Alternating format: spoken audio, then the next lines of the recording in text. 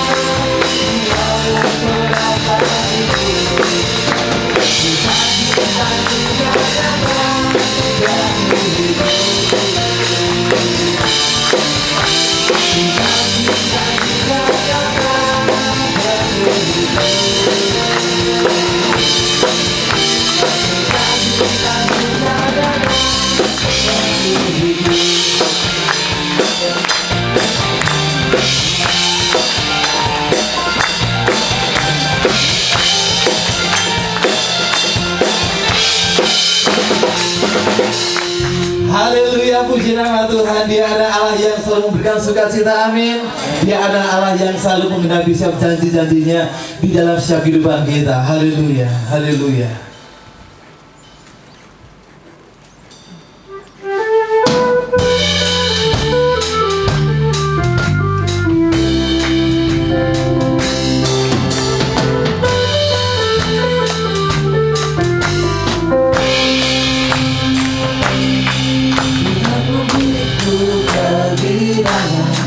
Dan sukacita melimpah, minyak yang baru dicurahkan. Haleluya, ku bersorak, Tuhan memberiku kehidupan dan sukacita melimpah, minyak yang baru dicurahkan. Haleluya, ku bersorak.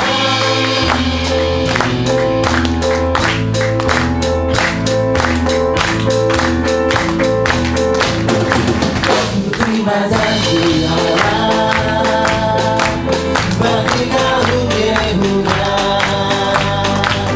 umat yang berdoa, memuji dan menyembah. Inilah saat yang dinanti, firman Allah telah digenapi. Kulihat semua yang terjadi, yang melanda seluruh bumi. Aku terima janji Allah bagi kaum Yehuda, umat yang berdoa, memuji dan menyembah. Inilah saat yang dinanti, firman Allah telah digenapi.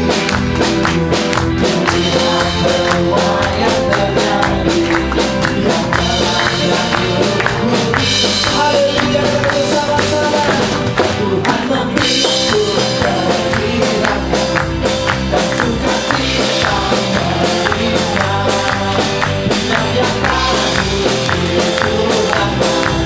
Haleluya, ku bersorak, Tuhan memberiku kehidupan dan sukacita melimpah, minyak yang baru dicurahkan. Haleluya, ku bersorak, terima janji Allah bagi kaum Yehuda, amin. Umat yang berdoa, memuji dan menyembah. Inilah saat yang dinanti, firman Allah telah digenapi. Kulihat semua yang terjadi, yang melanda seluruh bumi. Tuhan memberiku kehidupan, sukacita melimpah, minyak yang baru dicurahkan. Haleluya, ku bersorak, kehidupan dan sukacita melimpah, minyak yang baru dicurahkan. Haleluya, ku bersorak, haleluya, ku bersorak, haleluya, ku bersorak. Berikan kemuliaan yang luar biasa, haleluya. Silakan duduk kembali. Mari yang terkasih dalam Tuhan, biarlah kita akan siapkan hati kita untuk kita memperluas kapasitas kehidupan kita. Izinkan roh yang hidup itu menguasai seluruh kehidupan kita.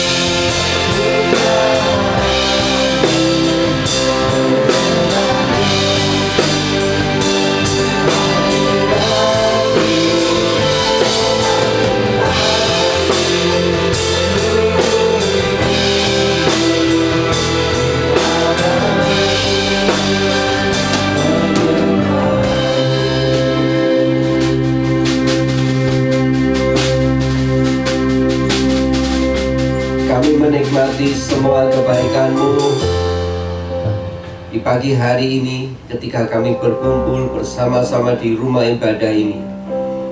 Sebab kami merasakan sepanjang minggu ini Tuhan sudah memelihara, melindungi, memberikan kesehatan, keamanan dalam hidup kami dan keluarga kami. Bahkan kami bersyukur di antara kami belum menikmati berkat Tuhan di saat kami tidur, di saat kami istirahat.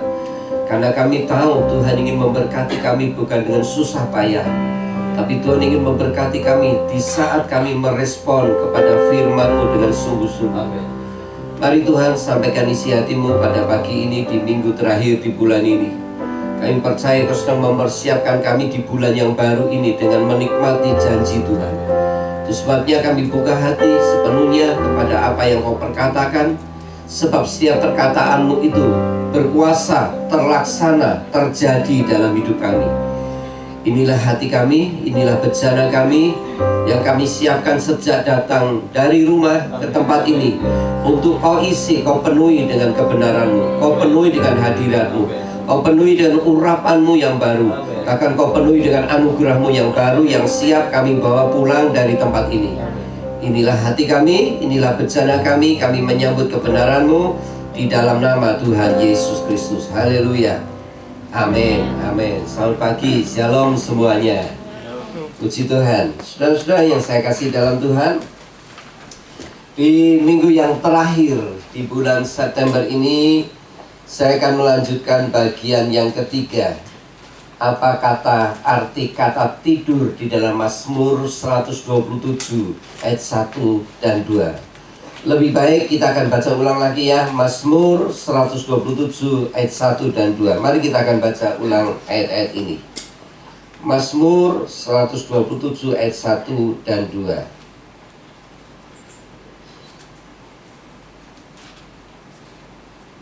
Mazmur 127 ayat 1 dan 2. Tuhan ingin kita menikmati sebuah berkat rohani dalam hidup kita, di mana kita bukan dengan susah payah seperti orang-orang pada umumnya, tapi Tuhan ingin menyediakan sesuatu yang berharga bagi kita di saat kita tidur. Mari kita baca dua ayat ini bersama-sama. 2, 3. Nyanyian Siara Salomo. Jika bukan Tuhan yang membangun rumah, sia-sialah usaha orang yang membangunnya.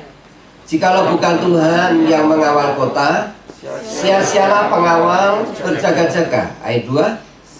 Sia-sialah kamu bangun pagi-pagi dan duduk-duduk sampai jauh malam, dan makan roti yang diperoleh dengan susah payah, sebab ia memberikannya kepada yang dicintainya pada waktu tidur. Sebab ia memberikannya kepada yang dicintainya pada waktu tidur. Saudara-saudara, apa arti kata tidur dalam pengertian Mazmur 127 ayat 1 dan 2? Kata tidur di sini bukan berarti kita malas, bukan berarti kita tidur sepanjang hari, ya sepanjang minggu pokoknya tidur terus kemudian berkat itu datang, bukan. Tetapi kata tidur di sini ada istilah istirahat, yaitu bukan dengan kekuatan, bukan dengan kemampuan, bukan dengan upaya kita, bukan dengan pengalaman kita, bukan karena relasi-relasi koneksi kita dengan orang-orang tertentu untuk kita bisa mendapatkan rezeki berkat dari Tuhan. Bukan. Tetapi yang kita andalkan adalah yang pertama, kata tidur yang pertama yaitu hidup dalam iman, hidup di dalam pengharapan, dan hidup di dalam penyerahan diri secara total kepada Tuhan. Jadi kata tidur yang pertama memiliki arti kita harus hidup dalam iman, pengharapan, dan penyerahan diri secara total kepada Tuhan. Kata tidur di sini bukan berarti rohani kita malas, tetapi rohani kita harus kita aktifkan, iman kita harus kita aktifkan, pengharapan kita terus kita aktifkan, dan penyerahan diri kita secara total kita harus aktifkan kepada Tuhan. Nah, semakin kita punya iman, pengharapan, dan penyerahan diri total kepada Tuhan, disitulah Tuhan akan memberikan, menyatakan berkat-Nya atas kita. Lalu kata tidur yang kedua yang saya sampaikan minggu lalu adalah seorang yang tinggal di dalam kasih karunia dan perkenanan Tuhan. Seorang yang tinggal dalam kasih karunia dan perkenanan kepada Tuhan. Kenapa kita harus tinggal dalam kasih karunia dan perkenanan kepada Tuhan? Karena kasih karunia adalah kemampuan ilahi yang membuat kita bisa produktif dan berhasil. Kemampuan dari Tuhan untuk kita bisa produktif dan berhasil. Sedangkan perkenanan Tuhan adalah sesuatu perkara yang menurut banyak orang itu sulit sukar untuk diatasi, sulit sukar untuk bisa diselesaikan. Tetapi adanya perkenanan Tuhan, ada kemampuan Allah yang diberikan kepada seseorang, sehingga semua orang berkata itu sulit dan sukar, tidak mungkin bisa diatasi, tidak mungkin diselesaikan. Tapi bagi orang yang ada di dalamnya ada perkenanan Tuhan, maka orang itu sangat mudah menyelesaikannya.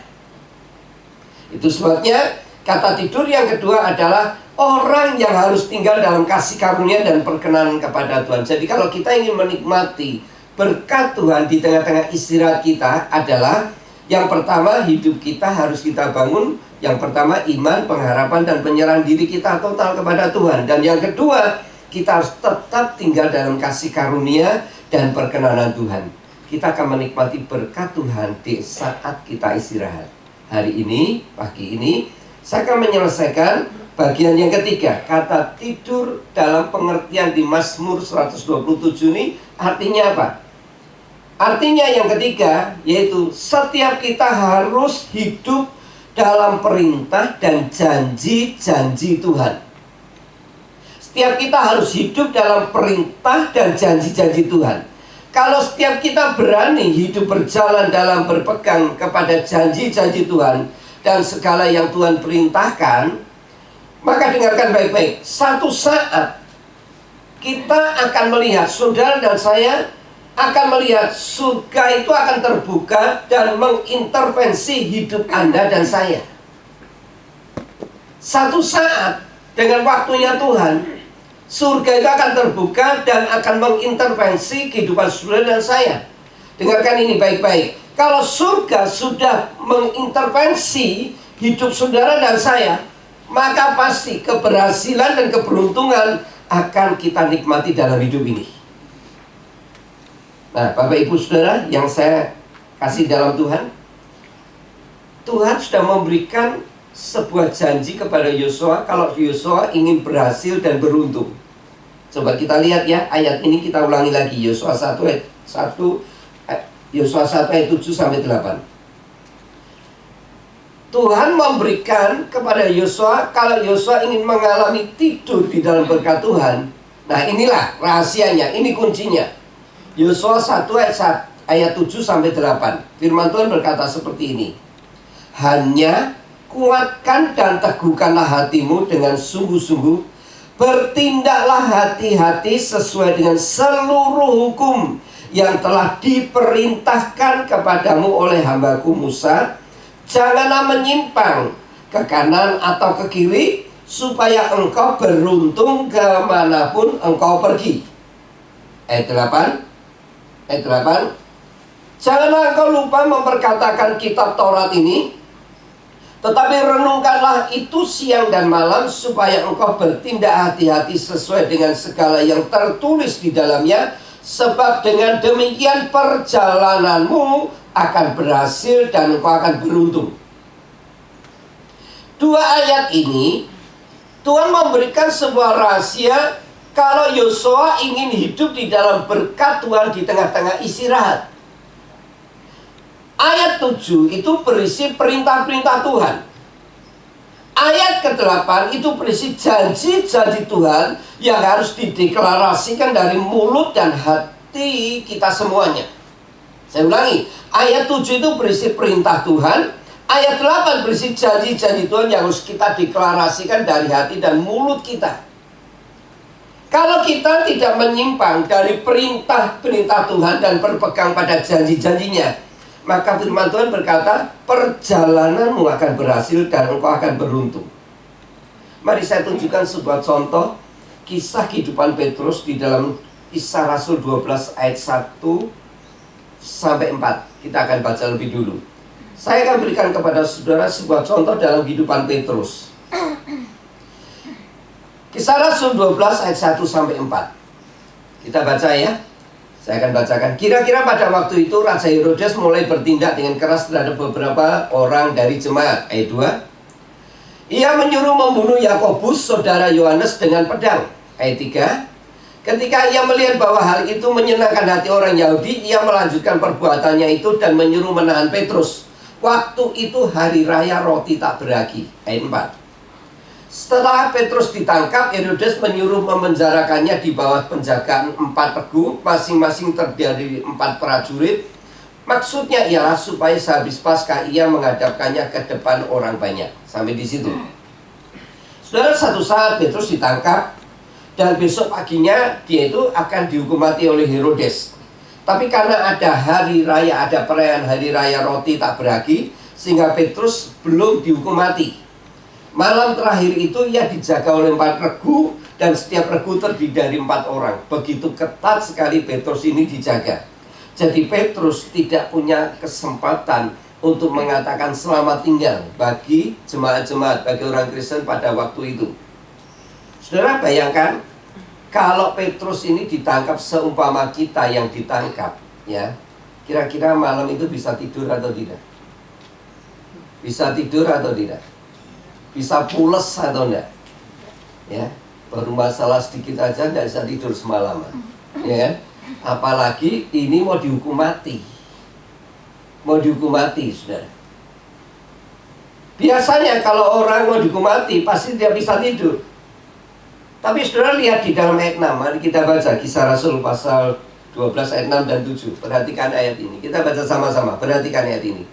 Ayat 12, pasal 12 ayat 6 dan 7. Kita baca ya. Sama-sama. 2, 3. Pada malam sebelum Herodes hendak menghadapkannya kepada orang banyak, Petrus apa? Orang prajurit. Petrus tidur di antara 2 orang prajurit, terbelenggu dengan 2 rantai. Terus selain itu prajurit pengawal sedang berkawal di muka pintu. Ayat 7. Tiba-tiba berdiri seorang malaikat Tuhan dekat Petrus dan cahaya bersinar dalam ruang itu. Maka malaikat itu menepuk Petrus untuk membangunkannya. Katanya, bangunlah segera. Maka gugurlah rantai itu dari tangan Petrus. Ayat 6 dan ayat 7 menunjukkan kepada kita semua, seharusnya Petrus tidak bisa tertidur lelap. Tapi firman Tuhan katakan Petrus itu tertidur. Bahkan kalau tidak dibangunkan oleh malaikat Tuhan, ia tetap tertidur pulas. Pertanyaannya adalah, kenapa keadaan orang yang sudah tidak mungkin ada pertolongan? Kenapa keadaan Petrus ini sudah tidak mungkin ada jalan keluar untuk lepas dari hukuman mati dari tangan Herodes? Tetapi Petrus tetap bisa tertidur pulas. Perhatikan saudara, ini rahasia di mana di saat situasi yang sangat genting, ya, justru Petrus bisa tenang, bahkan tertidur menghadapi masalah yang sangat fatal sekali ini. Ini menyangkut hidup dan matinya dia. Tetapi dia bisa tertidur pulas. Apa yang menyebabkan Petrus ini bisa tenang menghadapi situasi antara hidup dan matinya dia besok ini? Kenapa dia bisa tertidur pulas? Tentunya ada rahasianya. Sudah perhatikan baik-baik. Petrus itu bisa tertidur pulas karena dia itu hidup berdasarkan janji Tuhan yang pernah diucapkan oleh Yesus. Sekalipun janji itu, perkataan Yesus itu hanya terdiri dari beberapa kata, Tetapi Petrus sangat percaya janji Tuhan itu pasti berlaku dalam hidupnya. Pasti berlaku dalam hidupnya. Petrus hanya berpegang pada janji Tuhan. Perkataan Yesus yang seperti apa toh yang dipegang oleh Petrus, sehingga Petrus saat itu sangat menentukan hidup matinya dia bisa tertidur pulas. Janji Tuhan yang seperti apa? Perkataan Yesus yang seperti apa yang dipegang oleh Petrus itu? Mari kita lihat Yohanes 21 ayat 18. Yohanes 21 ayat 18. Mari kita baca ayat ini. Janji Tuhan seperti apa yang dipegang oleh Petrus sehingga Petrus itu bisa tenang menghadapi kematian hari esok. Dia tidak takut sama sekali. Mari kita baca ayat ini baik-baik ya. Perhatikan. 2, 3. Aku berkata kepadamu, sesungguhnya terus ketika engkau masih muda, ya, engkau mengikat pinggangmu sendiri dan engkau berjalan kemana saja kau kehendaki. tetapi jika engkau sudah menjadi tua, Engkau akan mengulurkan tanganmu dan orang lain akan mengikat engkau dan membawa engkau ke tempat yang tidak kau ketahui. perhatikan ini. Aku berkata kepadamu, sesungguhnya ketika engkau masih muda, engkau mengikat pinggangmu sendiri dan engkau berjalan kemana saja kau kehendaki. Tetapi jika engkau sudah menjadi tua, engkau akan mengulurkan tanganmu dan orang lain akan mengikat engkau dan membawa engkau ke tempat yang tidak kau kehendaki. Perhatikan. Saat Petrus ditangkap oleh tentara Herodes, saat itu Petrus masih muda.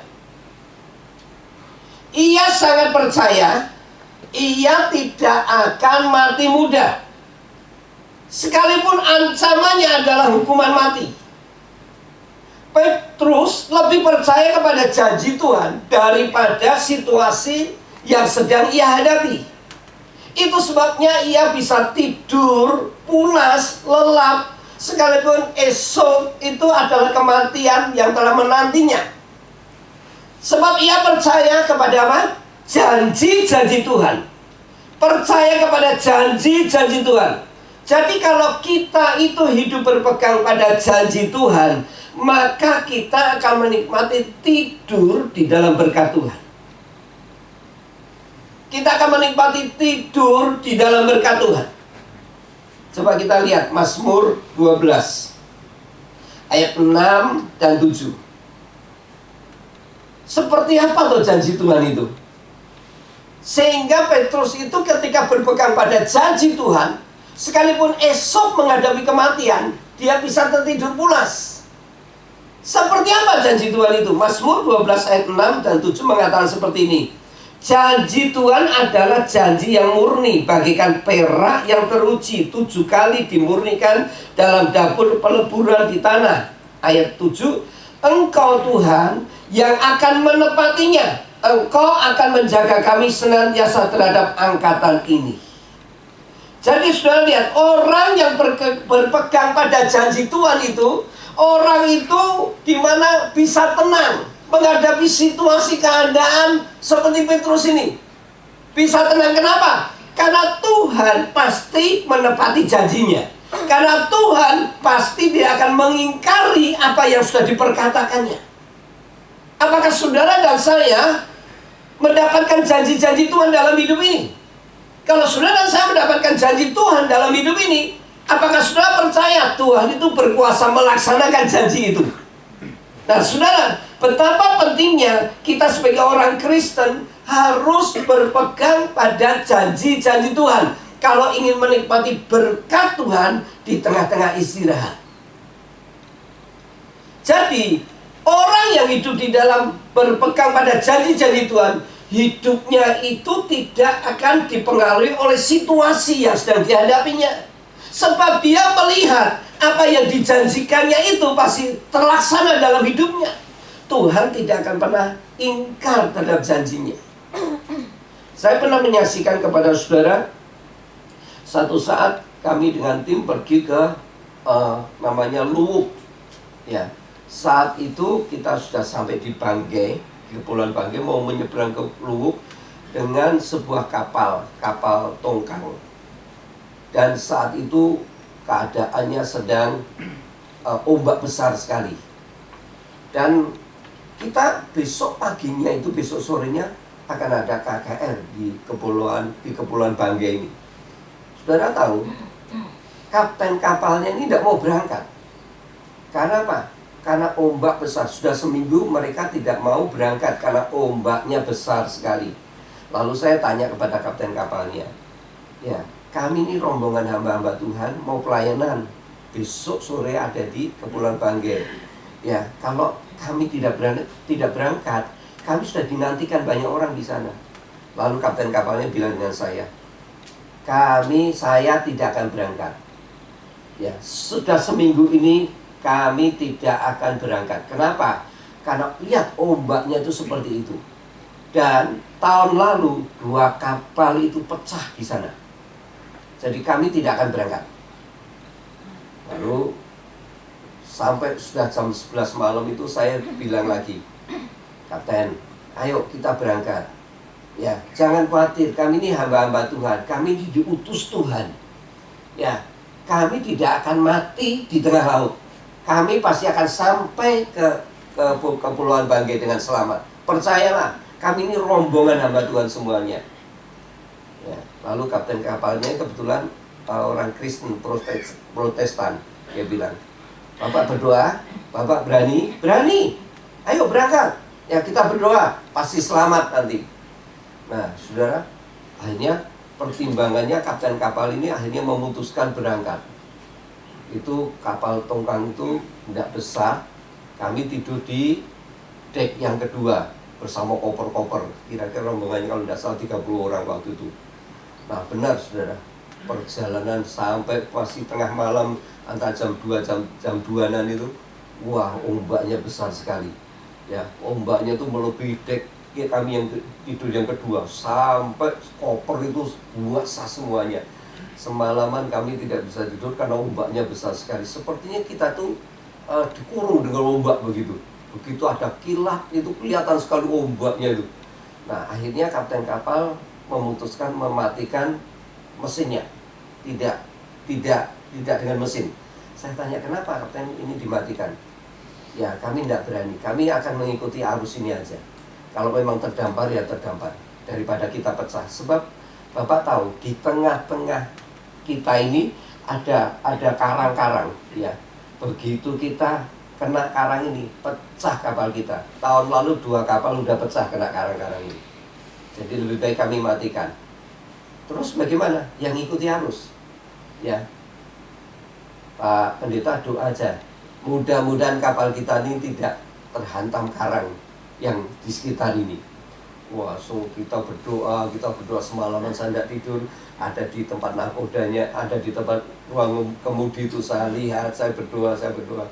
Akhirnya bisa terlewatkan dengan aman dan tepat jam 5 pagi, setengah 6 kapal bisa bersandar di Kepulauan Banggai. Nah, saudara, kenapa saya punya keyakinan bahwa malam itu harus berangkat? Sebab saya punya keyakinan, ya Tuhan mengutus kami. Ya, kalau Tuhan mengutus kami tidak akan mati di tengah laut. Kami pasti akan selamat di tengah laut.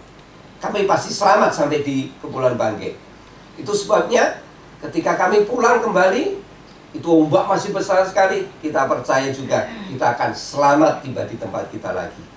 Nah, saudara-saudara, saya percaya dalam perkara ini, kalau kita berpegang pada janji Tuhan, Tuhan itu pasti menepatinya. Amin. Tuhan itu pasti menepatinya.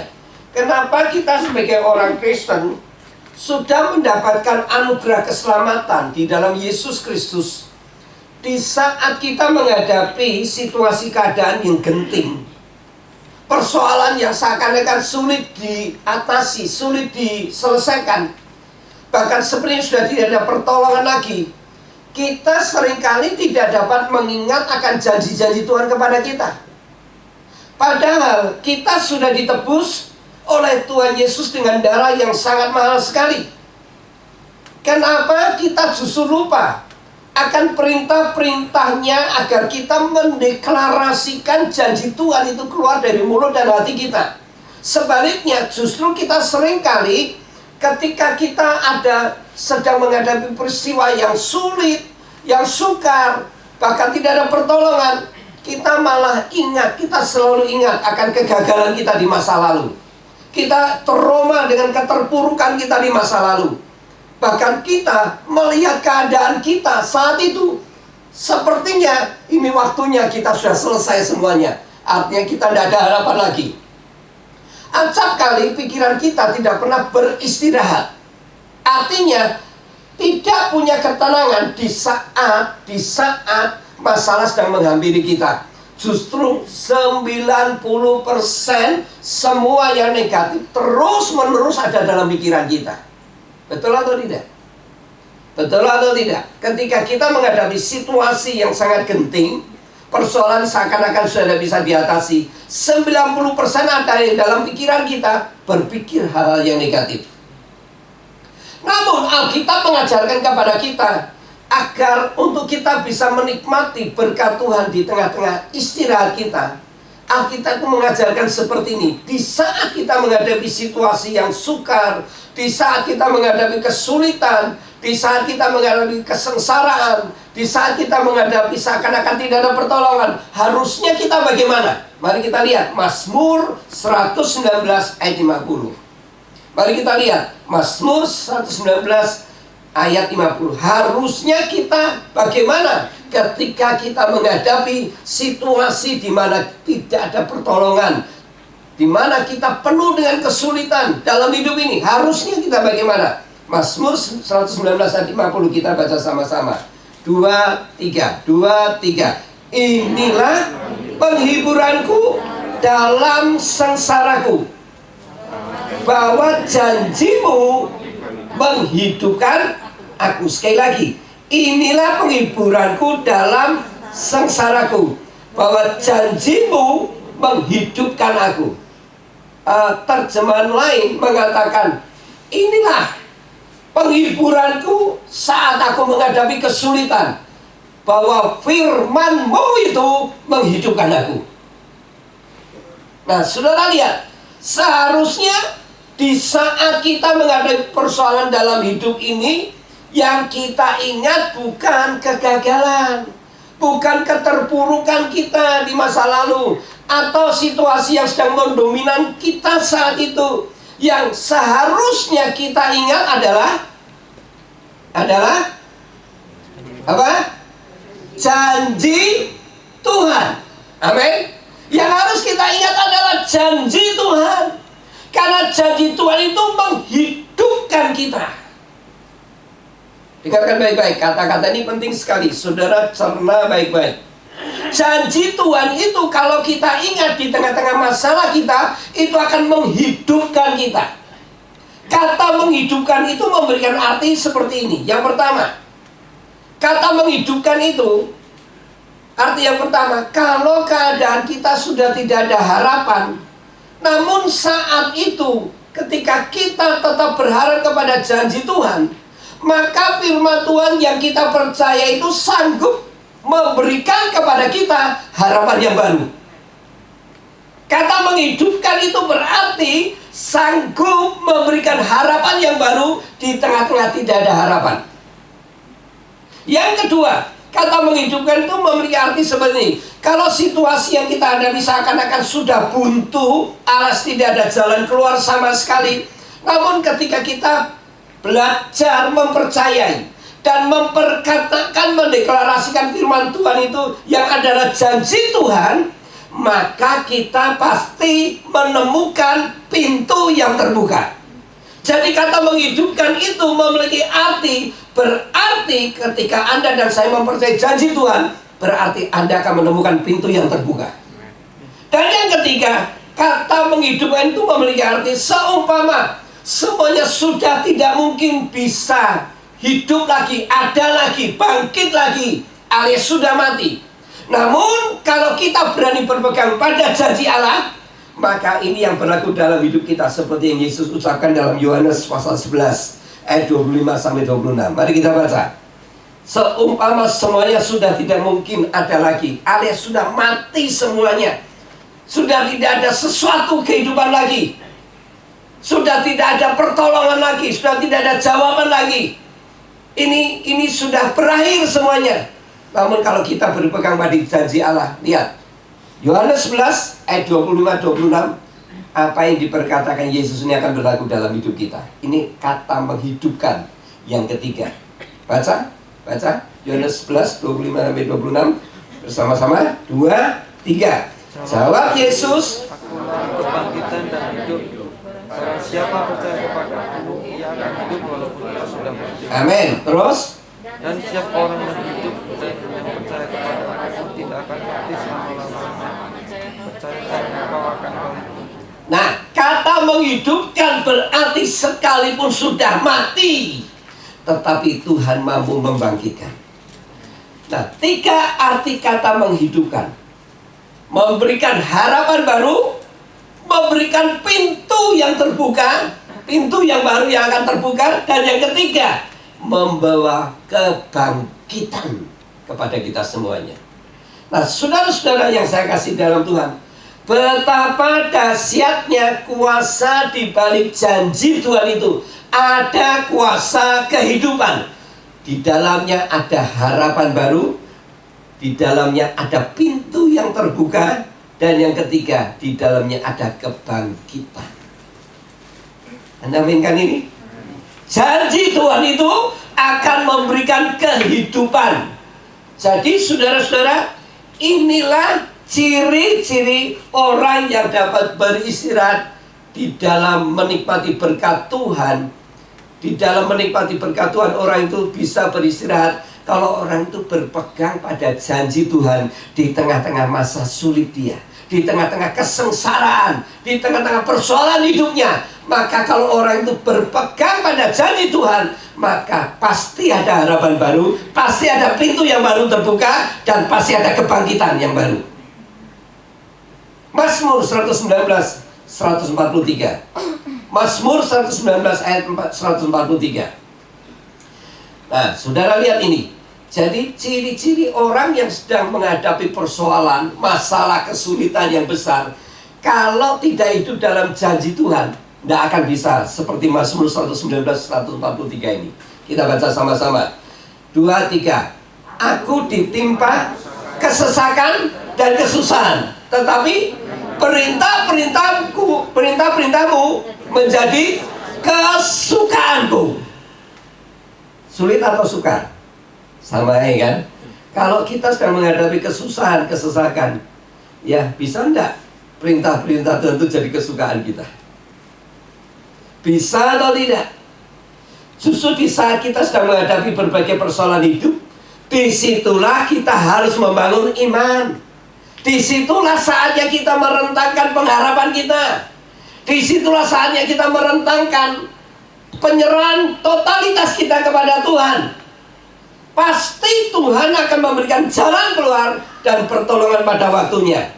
Itu sebabnya Tuhan berkata kepada Yosua, kalau ingin menikmati berkat Tuhan tanpa harus bersusah payah, berjalanlah di atas janji Tuhan, maka hidupmu pasti akan beruntung dan berhasil. Nah, saudara, kita lihat apakah Yosua ini memang seorang yang memang sejak mudanya itu selalu berjalan di atas janji Tuhan. Mari kita lihat dalam Bilangan 13 dan 14.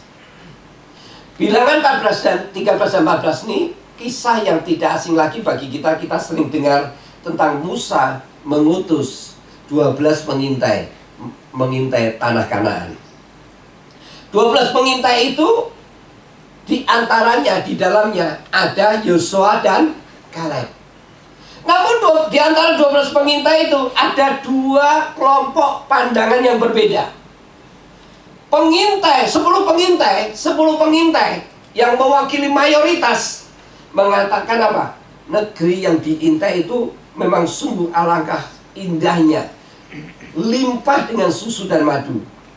Tetapi kata-kata berikutnya mereka berkata, hanya orang-orang yang di dalam negeri itu besar-besar, raksasa-raksasa.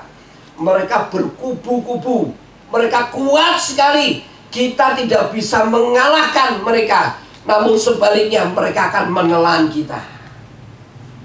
Nah, saudara lihat bagaimana reaksi rakyat orang-orang Israel yang telah menanti selama 40 tahun begitu mendengar kabar dari 10 pengintai ini. Kalau Anda baca dalam Bilangan 14 ayat 1 sampai 2, dicatat seperti ini. Mereka kecewa. Mereka putus harapan.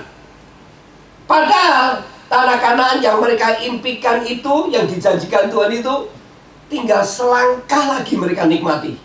40 tahun Anda bayangkan, tinggal selangkah lagi. Sekarang 10 pengintai mengatakan apa? Kita tidak mungkin bisa masuk.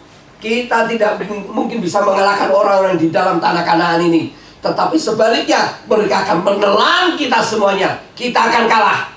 Saudara, Anda bayangkan betapa marahnya mereka semua kepada Tuhan, kepada Musa, dan kepada Harun. Karena sudah 40 tahun berjalan menuju tempat tersebut, tiba-tiba sekarang tinggal selangkah mereka mendengar bahwa tidak mungkin kita masuk ke tanah perjanjian, tanah Kanaan ini yang dijanjikan Tuhan. Lalu mereka bersungut-sungut dan memperkatakan kata-kata yang negatif keluar dari mulut mereka. Dengarkan baik-baik. Dengarkan baik-baik. Ini berkali-kali firman Tuhan mengingatkan kepada kita. Ya, berkali-kali dalam minggu ini. Biasanya orang-orang yang tidak berjalan di atas kasih karunia dan perkenanan Tuhan, biasanya orang-orang yang tidak berjalan di atas janji Tuhan, di saat dihadapkan persoalan besar, ciri-cirinya tidak jauh berbeda dengan 10 pengintai dan orang-orang Israel. Apa itu? Apa itu? Ngomongnya negatif. Perkataannya negatif. Karena didominan pikirannya negatif, keluar dari perkataannya negatif. Dan biasanya orang-orang yang ngomongnya negatif ini dukungannya banyak. Yang dukung banyak dibandingkan orang-orang yang ngomong positif. Nah, saudara, ini yang sering terjadi dalam hidup kita, keluarga kita. Biasanya yang ngomong negatif itu malah disupport, didukung. Tapi yang ngomong positif, ya malah tidak disupport. Nah, saudara, lihat perbedaannya. Tetapi saudara lihat, kelompok pengintai yang terdiri dari Yosua dan Kaleb, ketika sama-sama mengintai, sama-sama melihat tanah Kanaan, sama-sama tahu apa yang dilihat di dalam Kanaan, apa yang dikatakannya. Mari kita baca sekarang. Bilangan 14 ayat 8. Bilangan 14 ayat 8. Mari kita baca. Lihat kelompok pengintai yang terdiri dari Yosua dan Kaleb. Minoritas, hanya 2 orang. Yang berkata apa? Ayat 8, baca sama-sama. 2, 3. Jika Tuhan berkenan kepada kita, maka Ia akan membawa kita masuk ke negeri itu dan akan memberikannya kepada kita. Suatu negeri yang berlimpah-limpah susu dan madunya. Ayat 9. Ayat 9. Ayat 9. Baca ayat 9. 2, 3. Hanya janganlah memberontak kepada Tuhan dan janganlah takut kepada bangsa negeri itu, sebab mereka akan kita telan habis. Yang melindungi mereka sudah meninggalkan mereka, dan Tuhan menyertai kita. Janganlah takut kepada mereka. Nah, lihat apa yang menjadi kesamaan dan perbedaan antara kelompok 10 pengintai dan kelompok 2 pengintai. Kesamaannya, 12 pengintai sama-sama menerima janji Tuhan bahwa mereka akan mendiami tanah Kanaan. Kesamaan yang lain, sama-sama diutus mengintai tanah Kanaan. Kesamaan yang lain, sama-sama sudah melihat apa yang ada di dalam tanah Kanaan. Sekarang kita lihat yang membedakannya, 10 pengintai dan 2 pengintai. Perbedaannya di mana? Perbedaannya, kelompok 10 pengintai melihat fakta yang kelihatan. Faktanya, musuh mereka raksasa. Faktanya, musuh mereka berkubu-kubu. Faktanya, musuh mereka gede-gede, besar-besar. Sedang kelompok 2 pengintai, Yosua dan Kaleb, perbedaannya, lihat di sini, mendasari hidupnya di atas janji-janji Tuhan. Memang faktanya mereka melihat musuh mereka raksasa, namun mereka lebih percaya kepada Tuhan yang berjanji kepada mereka adalah Tuhan yang lebih hebat. Katakan amin. Lebih kuat, lebih berkuasa daripada penduduk Kanaan yang besar-besar itu. Nah saudara, faktanya mereka melihat hal yang sama. Tetapi yang 10 kelompok, 10 pengintai mendasarkan pada fakta yang mereka lihat. Tetapi 2 pengintai ini berdasarkan hidupnya di atas janji-janji Tuhan. Itu sebabnya 2 orang ini, yaitu Kaleb dan Yosua ini, lihat, mereka tidak hidup, mereka hidup berdasarkan janji-janji Tuhan. Itu sebabnya mereka diizinkan masuk ke tanah Kanaan. Sedang yang 10 kelompok, 10 orang pengintai ini, karena hidupnya berdasarkan fakta yang mereka lihat, mereka tidak masuk ke tanah Kanaan. Jadi kesimpulan dari firman Tuhan hari ini, apa toh ciri-ciri seorang yang dapat beristirahat di dalam menikmati berkat Tuhan? Ketika mereka istirahat, mereka menikmati Tuhan, menikmati berkat Tuhan. Ciri-cirinya yaitu ketika ditimpa kesusahan, ketika ditimpa masalah, ketika dihadapkan persoalan yang besar, mereka yang membedakan, mereka yang satu kelompok tidak ingat kepada perintah-perintah Tuhan, janji-janji Tuhan. Yang satu hidup berdasarkan janji Tuhan. Mazmur 119, 143 tadi mengatakan, perintah-perintahmu itu kesukaanku. Jadi ketika mereka menghadapi kesulitan, justru mereka memperbesar ya kapasitas mereka untuk suka, untuk cinta, untuk senang kepada firman Tuhan. Justru di saat kita sedang mengalami persoalan hidup, disitulah kita harus membangun iman, pengharapan dan penyerahan diri kita total kepada Tuhan, kepada setiap janji-janji Tuhan yang ada dalam firman-Nya. Sampai taraf, dengarkan ini, sampai taraf kita harus menyukai firman Tuhan itu. Sampai taraf apa? Kita harus menyukai firman Tuhan itu. Selama saudara dan saya menghadapi persoalan, kita tidak suka kepada firman Tuhan, kita tidak suka dengan perintah-perintahnya, bahkan kita mengabaikan, meremehkan, menghindari firman Tuhan, saya mau katakan, Anda tidak akan menikmati berkat Tuhan di tengah-tengah istirahat Anda.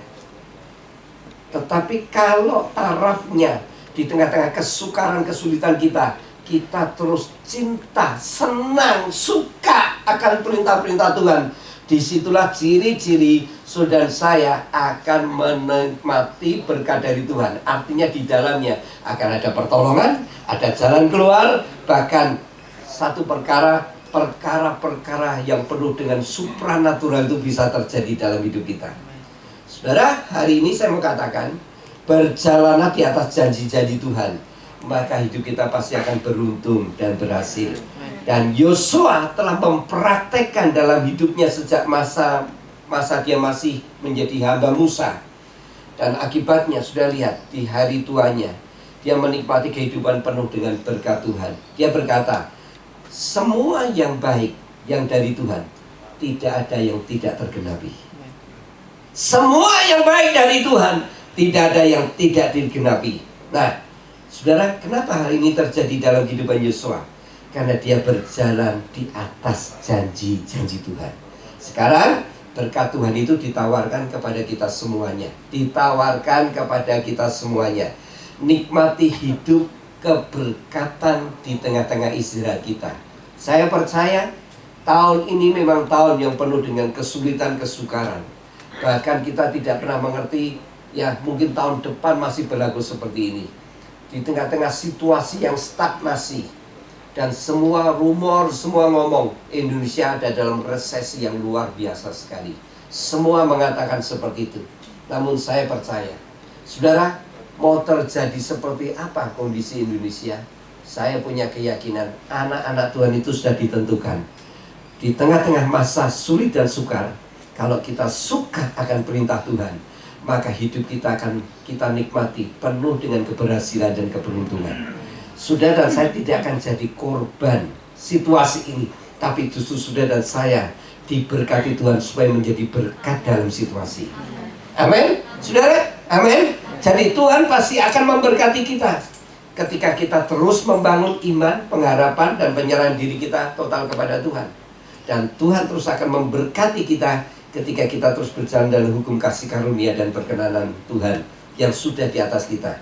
Dan Tuhan pasti akan memberkati kita ketika kita berpegang pada janji Tuhan di tengah-tengah persoalan yang kita hadapi. Kita suka akan firman Tuhan ketika kita terus berjalan penuh dengan janji-janji Tuhan. Kita deklarasikan, kita ucapkan firman Tuhan itu sekalipun belum terjadi, tapi terus roh kita bangun, hidup kita bangun, pengharapan kita bangun dengan janji Tuhan. Tuhan akan memampukan kita untuk menikmati keberhasilan dan keberuntungan di tengah-tengah masa yang sulit dan sukar ini. Saya yakin Tuhan sudah menyediakan berkat ini seutuhnya kepada kita. Dan sekarang ditawarkan kepada kita. Apakah kita mau memutuskan berjalan di dalam sebuah anugerah yang Tuhan sediakan melalui firman Tuhan beberapa minggu yang Tuhan sampaikan ini. Yang pertama apa? Yang pertama apa? Yang pertama apa? Yang pertama apa? Kita harus membangun iman, pengharapan, dan penyerahan diri kita kepada Tuhan. Jangan berhenti, konsisten terus. Iman, pengharapan, dan penyerahan diri kita kepada Tuhan. Yang kedua, tinggal dalam kasih karunia dan perkenanan Tuhan. Dan yang ketiga terakhir, hidup di dalam berpegang pada janji-janji Tuhan. 3 hari ini akan membawa kita hidup dalam berkat Tuhan di tengah-tengah istirahat. Saya percaya semua orang sekarang sedang sibuk membangun, berusaha mati-matian supaya tidak kolaps usahanya, supaya tidak hancur pekerjaannya, supaya tetap, istilahnya gini, ini bertahan aja sudah puji Tuhan. Dan ya mungkin sudah akan lihat tahun depan perusahaan-perusahaan yang besar, raksasa-raksasa, ada yang banyak gulung tikar. Tapi saya percaya anak-anak Tuhan yang sungguh-sungguh menjalani 3 hal ini tidak akan gulung tikar, tapi akan diberkati Tuhan di tengah-tengah masa sulit ini. Amin. Tuhan memberkati. Mari kita duduk kepala bersama-sama.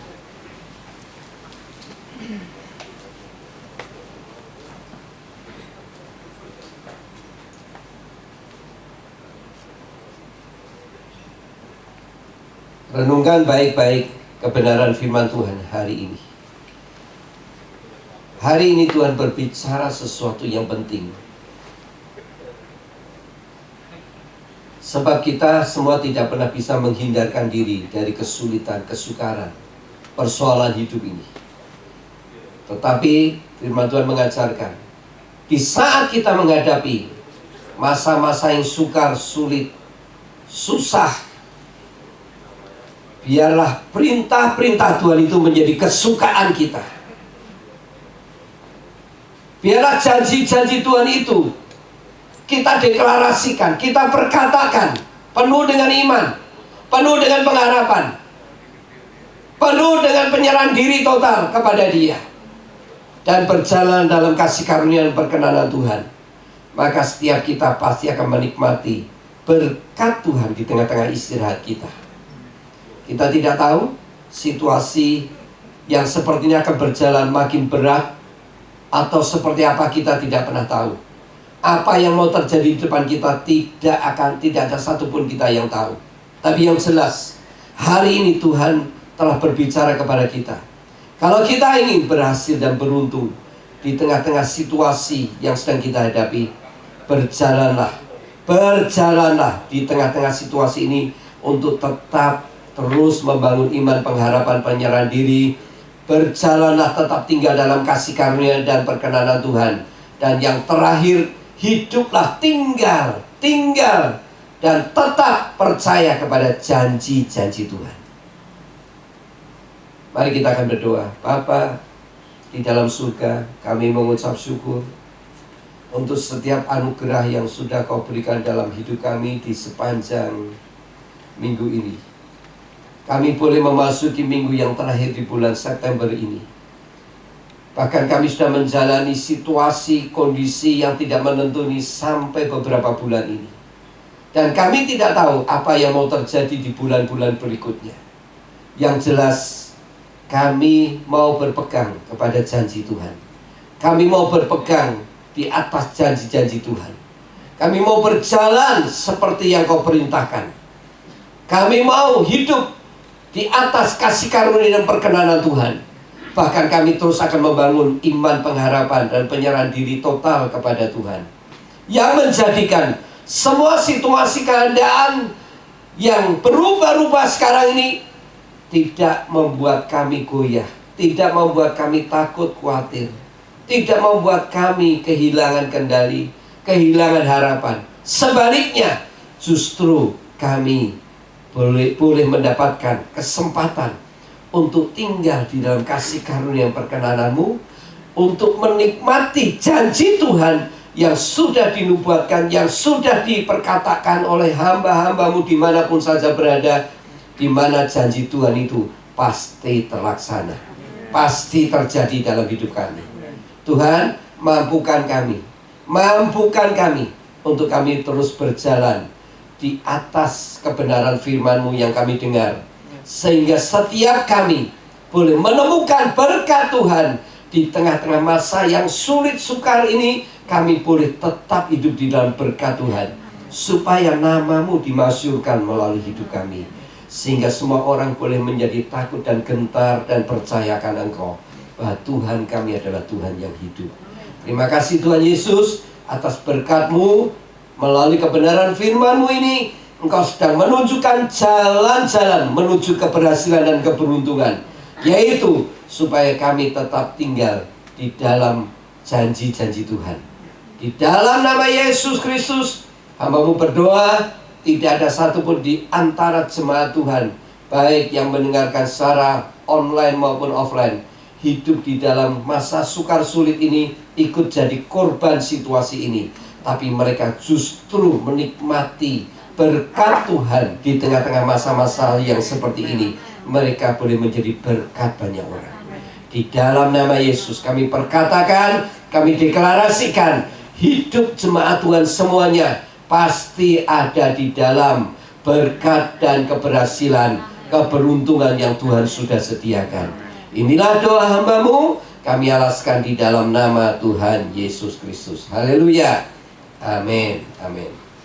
Bapak Ibu Saudara yang saya kasih dalam Tuhan, sebelum kita akan mengakhiri ibadah kita, saya ulangi lagi, sampaikan ibadah kita masih tetap berjalan seperti biasa, jam 7 pagi sampai jam 8 sekali aja.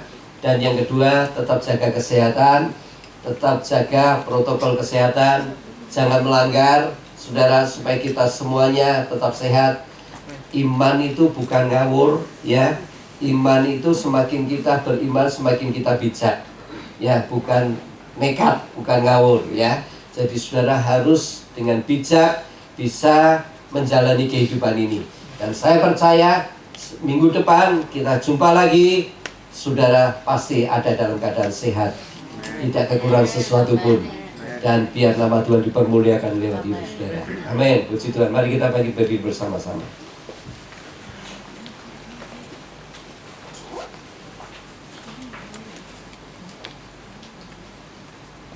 Terima kasih Tuhan Yesus atas penyertaan-Mu dalam ibadah kami pagi ini.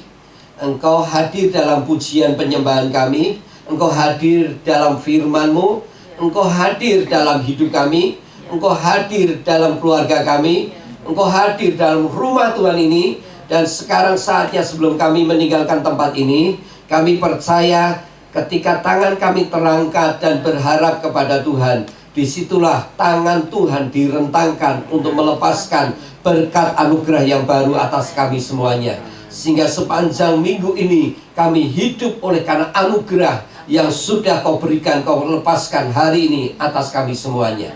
Bapak Ibu Saudara yang saya kasih dalam Tuhan, sebelum Bapak Ibu Saudara meninggalkan tempat ini, sekarang terimalah kasih karunia dari Bapa-Mu di surga dilimpahkan dalam hidup-Mu, keluarga-Mu, rumah tangga-Mu, kesehatan-Mu, dilimpahkan kepada usaha pekerjaan-Mu, dilimpahkan kepada setiap anak-anak-Mu, dilimpahkan kepada setiap orang-orang yang ada di dalam rumah-Mu, bahkan dilimpahkan kepada lingkungan-Mu. Semuanya diberkati Tuhan, semuanya ada dalam keadaan sehat, tidak ada kekuatan virus yang bisa menulari dalam hidupmu dan rumah tanggamu dan keluargamu. Semuanya sudah ditahirkan oleh Tuhan. Tuhan memproteksi hidupmu sehingga engkau ada dalam keadaan sehat, engkau dalam keadaan baik-baik saja.